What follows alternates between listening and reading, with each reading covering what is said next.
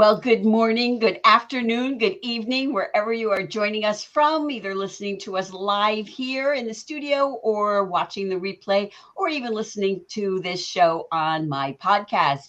I'm Annette Richmond. This is the Smarter Career and Business Moves show, and I'm so excited to have my friend Tom Pounder here with me today. We are friends and colleagues. We started to get to know each other when we were working together closely on the board of directors. I think it's about 5 years ago. And so I'm so excited to have you here, and I love the topic. So for anyone who doesn't know you, please tell us a little bit about who you are and what you do. Yeah, I have a story like everybody else.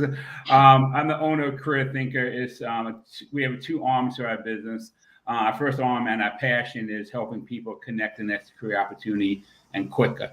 Resume writing, career coaching, LinkedIn profiles, self-branding, all those great things that help us stand out. And we also do some recruiting in this industry. I made a career shift, I think it's 12, 13 years ago. I left corporate America and wanted to do something different for many different reasons. And Career Think was something I had in my head that I would do when I retired. And I just put those plans 20 years in advance. So at this stage now, I just love what I do. And looking back, I wouldn't change a thing, but helping people connect and see the full potential is a great place to be. Well, yeah, I love that about you, Tom. You are very helpful, and I can speak from personal experience that you are more than generous with your knowledge to your colleagues as well. And so we all appreciate you. Well, one thing I learned as I got older, especially the past 15 years, I believe in karma. So even if I spend 30 minutes with someone who might not become my client, I'm fine with that because karma is going to bring something around. I'm a firm believer in that, and it's proven to be true to me. So that's where I come from. Well, I love that about you. So, I'm excited that you picked this topic because, you have the perspective of resume writer and also a recruiter. And, people like me, I have some recruiting experience too, but career professionals tell people that are writing their own resumes that, they need to worry about achievements and all of that. But it's just much more credible when it's coming from a recruiter. And so, as we talked about before we went live, I'd like to talk about a few different topics, but I'd love to start with just, maybe a few things, maybe three things that people really need to think about and consider when they're putting together their own resume. Great. Love that topic. Was that a question? I'm sorry, I lost track. Yes, so that's the question. So the question is, what are say three? Because look, we could sit here and I could say, tell me what people need to focus on, and I could listen to you talk for probably an hour, and I could join in and we could go for 2 hours. But since we only have a limited number of time here, let's start by just giving like three things that people should think about when they sit down to write their resume. Well, one of the things, and something I've been paying a lot more attention to lately as a recruiter and a resume writing, my team of resume writers, first, when you read your resume, how does your resume make you feel? And there's a lot wrapped into that little statement. Do you feel successful? Do you feel accomplished? Do you feel relevant and current? And the answer is no. Then the resume needs work. And again, then you need to flip the script. When a recruiter reads it, who doesn't know you, how will the recruiter feel about your resume? Are you career focused? It shows enthusiasm. Are you knowledgeable in your field? Workplace ability. Are you likable when they read your resume? They need to feel these things, and that's really where we start from.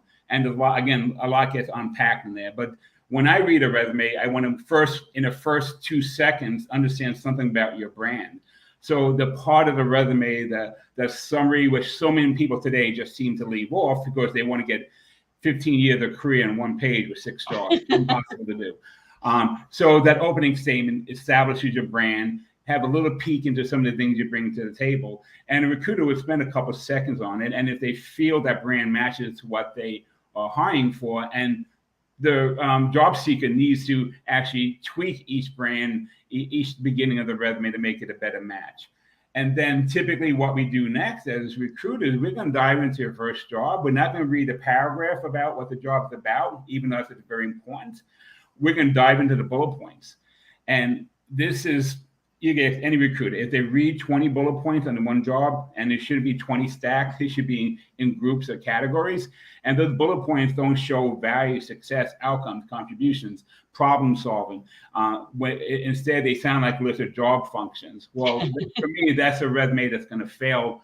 I mean, you might get a job offer, you might get an interview, but the part about a job search, a career marketing campaign is to find the right job that's going to fit. So that job that comes your way with a bad resume may not be a good job. So again, those are the main things when you're writing the resume. And then also number two is, in many cases when we apply for a job online, and even if you don't apply for a job online, let's say you're going to network into the job, there's still a high chance the company will still put your resume through an ATS system if that's what they typically do for the hiring practices, to be compliant with the hiring practices. If they ever get audited, that to show they follow the same system every time.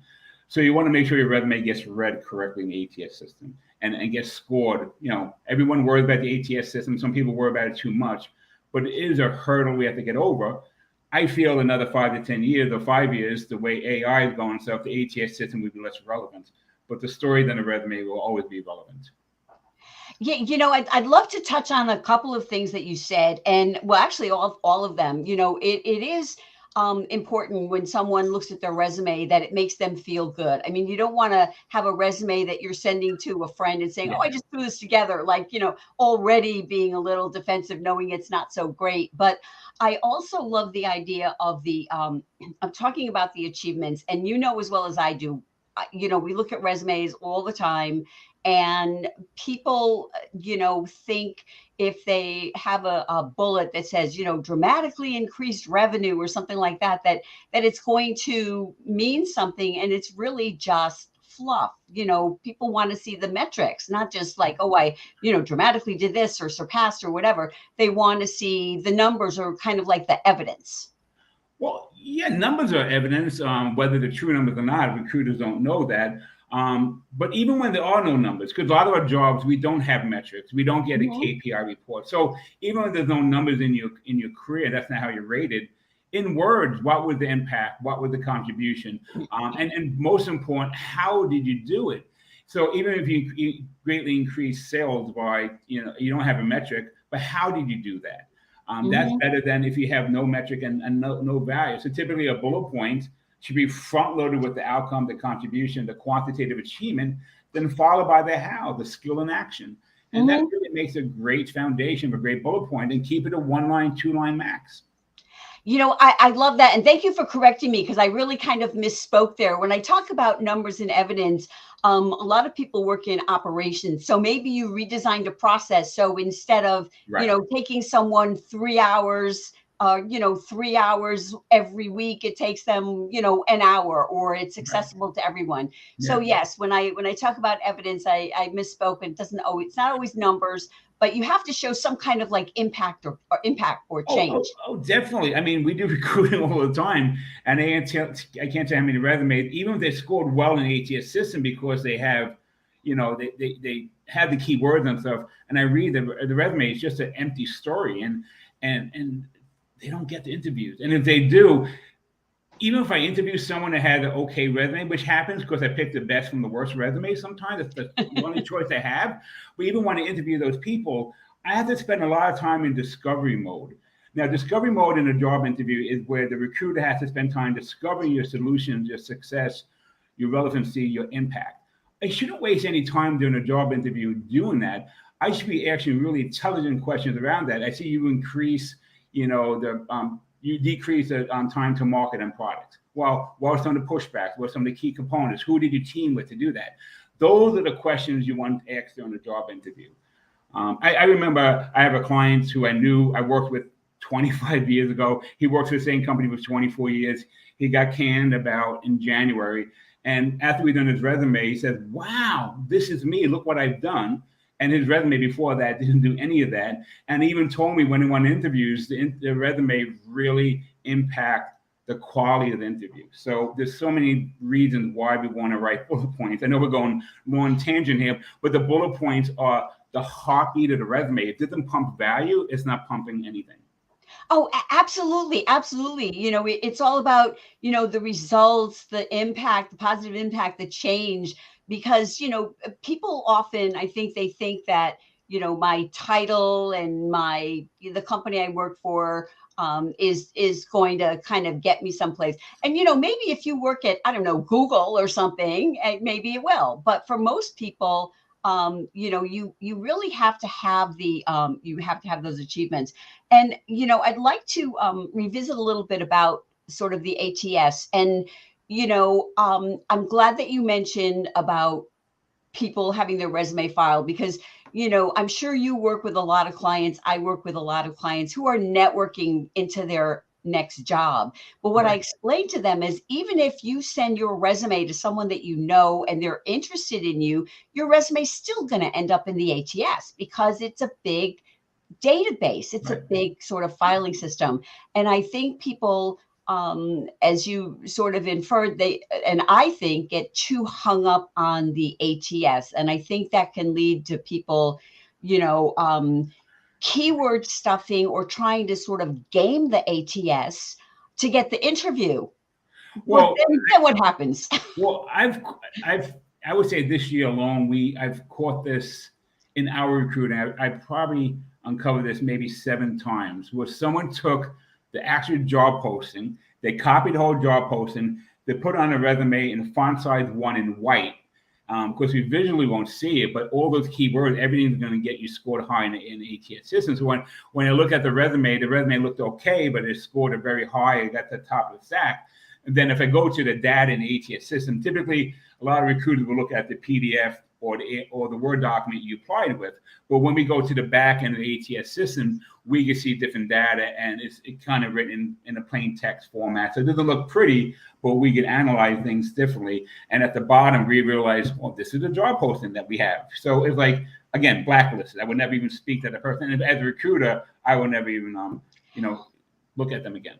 I love that you said that, because I have heard that as well. And I know, I don't hear it anymore, but I used to hear the idea of taking keywords and putting them in white. And so, if you look at the resume, if you're looking at it as a human reader, you're not seeing Yeah. it, but they are seeing it in the ATS. And, it's like anything else. You see these cartoons with with the cat wearing the, police, the canine, Right. uniform or whatever. And You it's like, you're not going to get the job in the first place. And if you do, by some freak, then what happens?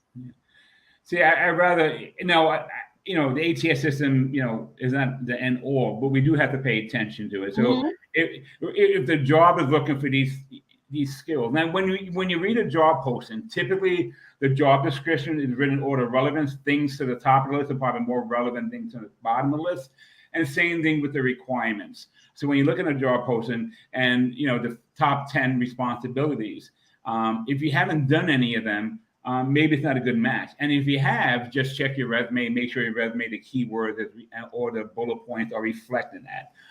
So you want to take time to tweak the resume, the heading of the resume, the job title of the resume needs to be the job title you're applying for, especially when you have the job title in the past. You want to get the job title on your resume. So if you see Tom Pounder and the first line of the professional summary is executive coach, then even as a visual eye, the recruiters look at, oh, he's the executive coach, or he's qualified for executive coach. So you want to start that branding right from the first second. Yes, yes. Thank you. Thank you for saying that. That's the advice that I share too, to put the title that you want at the top of your resume. And, and a lot of times it is just thinking about it. One client that I remember working with, and as I'm looking at one of the job descriptions, it mentioned something to do with budgeting or budget development or something like that. And so I just emailed him and said, oh, by the way, do you do this? Oh yeah, I just didn't think about it. And it's so you have to, look at the job description and think about those things.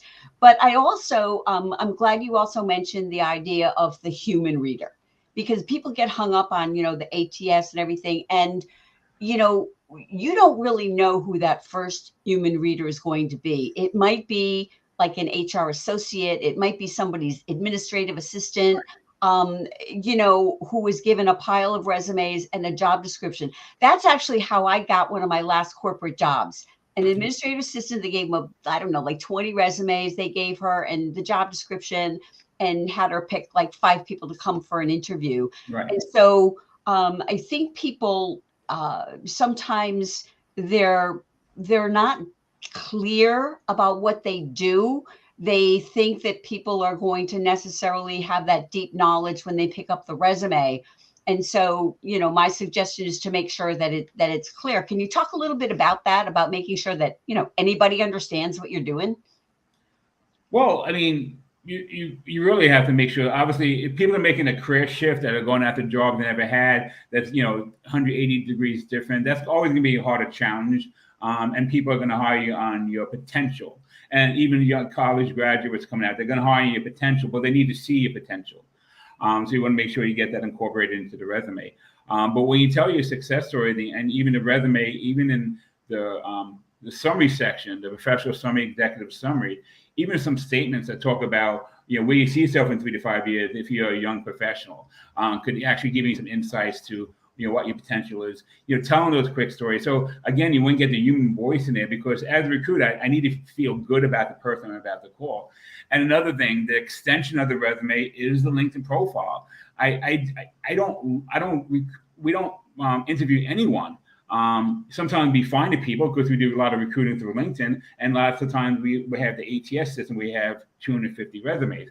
We will look at a LinkedIn profile to get a better feel and understanding of the person. So your LinkedIn and resume work hand in hand. There's no way about it. If you don't have a LinkedIn, that doesn't mean you're not going to find a job. It just means you won't get found for jobs. So there's so many different ways to make sure when people read your resume and LinkedIn, they get a good sense of who you are. What are some of the traits? What are some of the values you bring to the table? Because that matters. Mm-hmm. And then your career history needs to show your success, your willingness to work on a team, being part of the solution, and all that matters a great deal. So when I read a resume the first time, I'll spend 30 to 40 seconds on it. If I'm not engaged, if I don't feel good or feel something about this person as being a good fit for the company culture and for the job, I go on to the next resume. But if I do, I'm going to take a deep breath and I'm going to read the resume top to bottom, left to right, which is the whole purpose of getting that SEO value, get that brand value on there. So when people read your resume, they're going to spend a couple minutes on it. And that's going to be the trigger point. That's going to get the phone call. That's going to set the interview. And then the interview skills take over. I have read studies, because, as I do, that, JobVite does studies, Career Builder does studies. And I have read some studies where hiring managers have said that if the person does not have a LinkedIn profile, they will not consider them. So I have heard that. I have read that in studies. But I would love to, move over and talk a little bit about the LinkedIn profile, because I agree too. And I know, a LinkedIn profile, people think if they're writing it themselves that it needs to just kind of be a regurgitation of their resume and just be very dry. I see a lot of, third person bios and the about section. Sometimes I see someone, they have all about their company. Like if they work for, I don't know, let's say they work for Google, then the about section is all about all the cool things about Google. And I think, my gosh, what are they thinking? So talk a little bit about like why that's not so good and what they should be putting in that about section. What you just mentioned about, a third person bio or your marketing brand in the company said yourself, I think a lot of that is fear. They're fearful of really sharing who they are on LinkedIn. Again, we don't go into, there's personal information, there's private, and there's public information. So on LinkedIn, you want to make sure people understand a lot more. So my motto is your LinkedIn should be your resume on steroids, because the LinkedIn, there's so much more opportunity. Now, for the career experience, I kind of mimic the resume, because there's a resume written in a value-based format. Your LinkedIn is your digital resume. That's what it is. In 2005 and 2008, for you on LinkedIn, everyone thought, oh, Tom's on LinkedIn. He's looking for a new job. He's quitting his job, or he's going to get fired. That doesn't mean that anymore at all. It's a place to be for your professional side of your career, your life. So your LinkedIn will get read. Now, I don't know if someone sends me a resume that if they don't have LinkedIn and won't hire them, I think that's just a personal choice in the recruiting company. But the LinkedIn is a great way, once they get your resume, to really tell more about yourself. And the about section is not a third person bio. it's a narrative of what you want to speak about that's relevant to your career future. So talk about, if you're in a leadership position, talk about your leadership focus or style. Give me 5 bullet points that showcase you have that strong leadership. Talk about how you drive top line sales. Talk about how you drive SEO if you're in the marketing. So I want to know more about the things you say you do. And then when I go to your career history, I'm going to see the leadership. I'm going to see the marketing. I'm going to see those results and those solutions and those bullet points. So that's a win-win. And I also say, show me a bad resume and I'll show you a bad LinkedIn. Show me a bad LinkedIn, I'll see a bad resume. It's just they work hand in hand. And you can't forget about either one of them. Both of them are part of our career marketing campaigns. That's so true. And I love that you said that, because I find that if someone contacts me and I look at their LinkedIn profile and I say, I don't even have to see your resume, I know what's wrong with it already, because it's going, the people, if they write their own, they kind of mirror each other. And one of the things that I sort of prompt some of clients to do is talk a little bit about the personality, even in that summary that you're talking about at the top, which I think of as kind of like a snapshot of your career. But again, you have to have the evidence to back up, Right. what you're saying there. But what I wanted to mention is I've actually worked with a couple of people who were formerly played professional sports.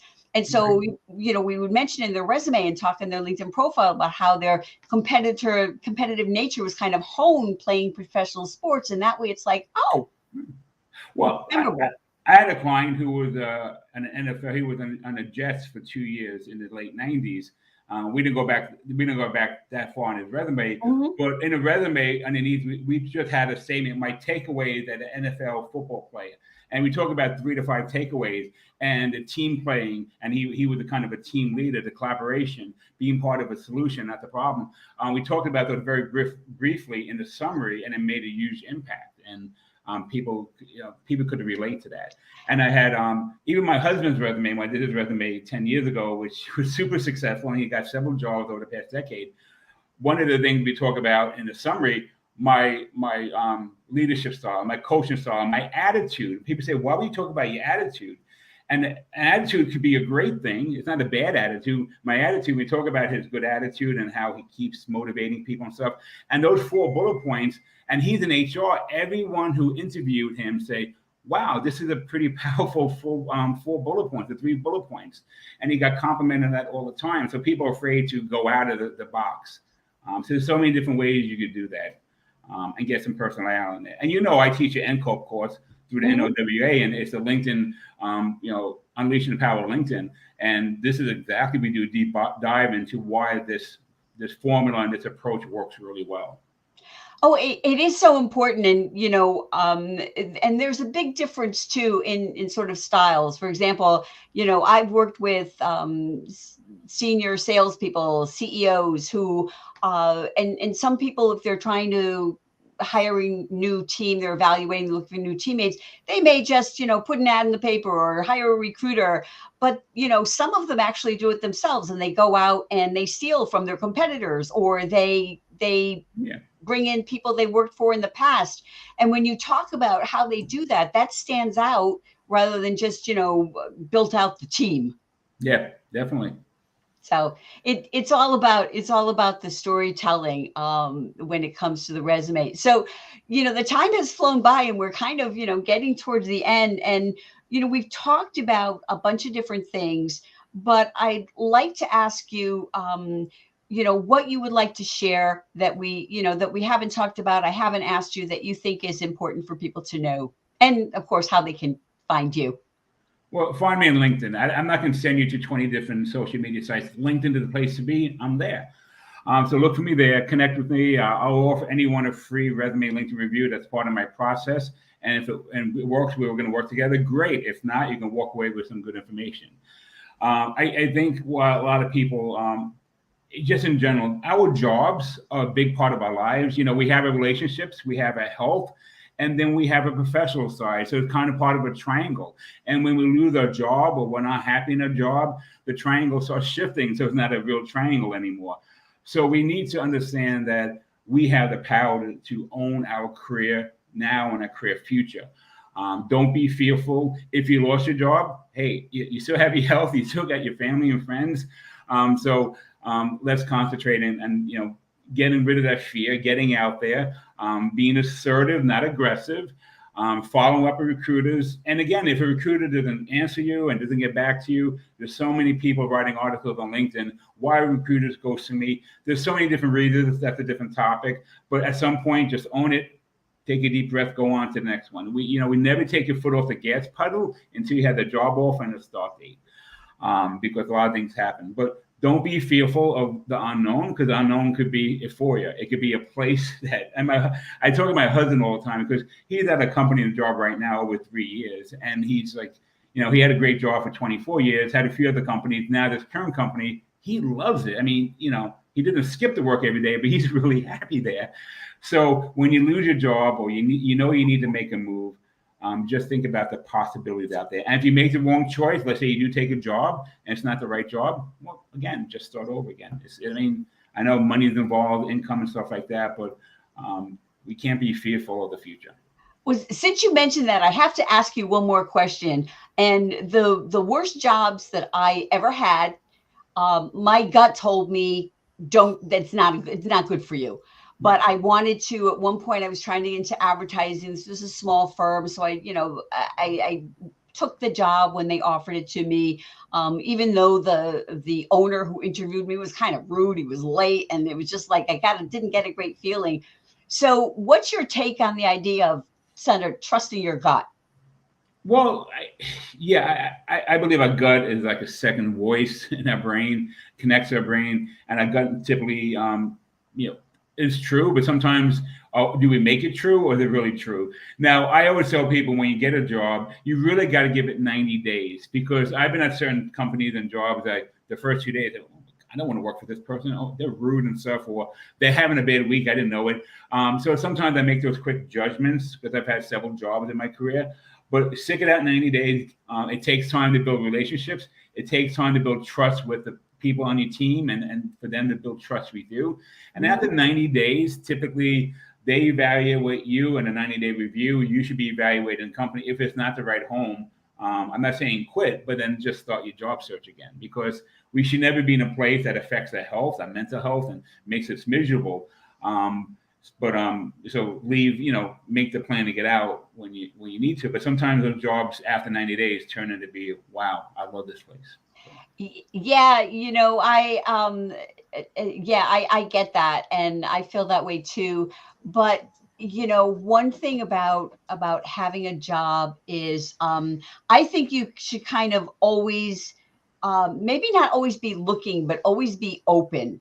That if a recruiter, contacts you to, maybe if it's not right for you, maybe refer somebody so that you can start building that relationship. No, I agree, and LinkedIn is a great way to do that. But if you're in a happy marriage, you're not going to go out to a single bar on your own, because you're just asking for trouble. So you need to balance out. That's the best way I could put it. No, so it's true. Always be open to speak about it, but don't put yourself out there unless you're really unhappy with your job, or you're unhappy with the income or the growth opportunity. But like I said, a married person in a happy marriage is not going to go to a single bar unless there's a reason for it. Well, I think that's a perfect place to close. And, the job search is, to some degree, it is like dating, meeting new people, seeing if it's a good fit for you, if there's going to be a longevity there, or it might just be something that's like a quickie. So thank you so much for joining me today. Thank you, everyone out there, for being with us, and have a great rest of your day. Take care.